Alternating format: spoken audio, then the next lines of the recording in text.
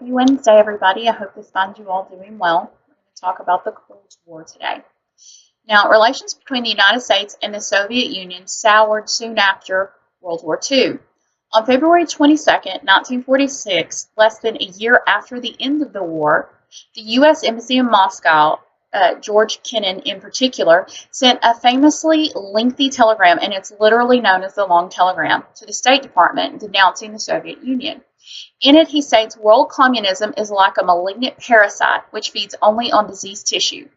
The steady advance of an easy Russian nationalism in the new guise of international Marxism is more dangerous and insidious than ever before.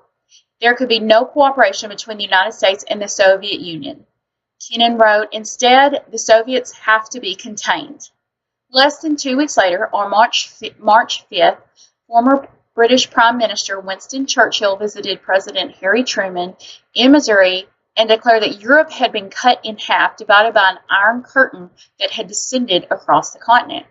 Now, the Cold War was a global political and ideological struggle between capitalist and communist countries, particularly between the two surviving superpowers of the post-war, which was the United States and the Union of Soviet Socialist Republics, USSR, or Russia. And it was called cold because it was never a hot war. And that basically means no direct shooting occurred between the United States and the Soviet Union.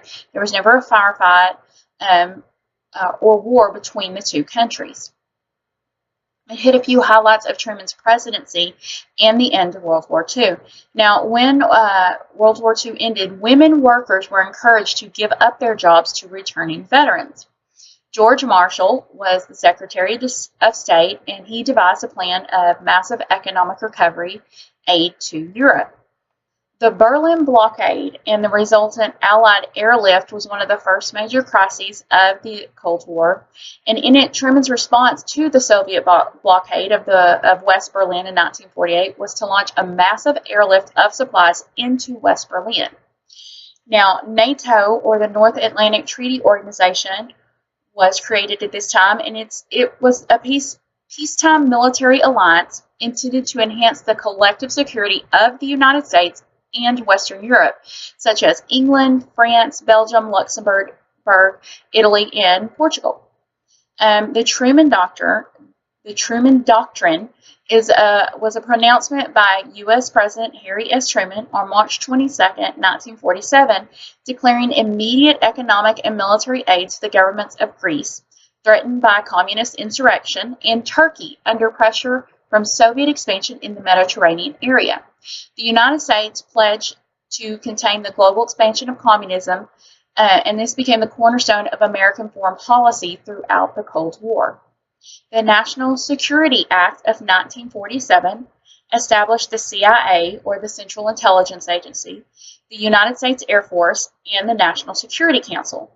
HUAC, or the House Un-American Activities Committee, was also established during the Truman administration. Now, the Soviet acquisition of the atomic bomb in 1949 inspired Truman to order the development of the hydrogen bomb. We're going to talk a little bit about McCarthyism, and McCarthyism is the name given to the period of time in American history that saw Wisconsin Senator Joseph McCarthy produce a series of investigations and hearings during the 1950s in an effort to expose supposed communist infiltration of various areas of the United States government.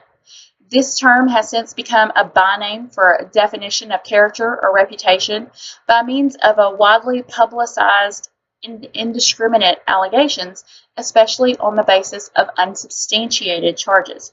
Now, both Richard Nixon and Joseph McCarthy advanced their careers by accusing political opponents of being communist collaborators.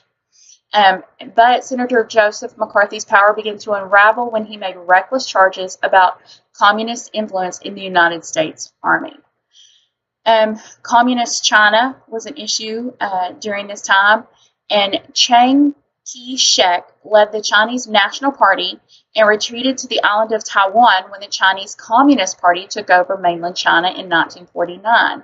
Now, the leader of that Chinese Communist Party was Mao Zedong. go a little bit over the Korean War and General MacArthur. Now, when the Korean War began in 1950, General Douglas MacArthur was soon selected to command the United Nations forces there. Now, General MacArthur carried out a daring landing in North Korea in September and advanced into North Korea in October as the North Korean army rapidly disintegrated. Now, in November, however, massive Chinese forces attacked MacArthur's divided army above the 38th parallel and forced it to retreat to below Seoul. Now, the 38th parallel line still separates North and South Korea today. On April 11, 1951, President Harry S. Truman relieved MacArthur of his commands because of the general's insubordination and unwillingness to conduct a limited war.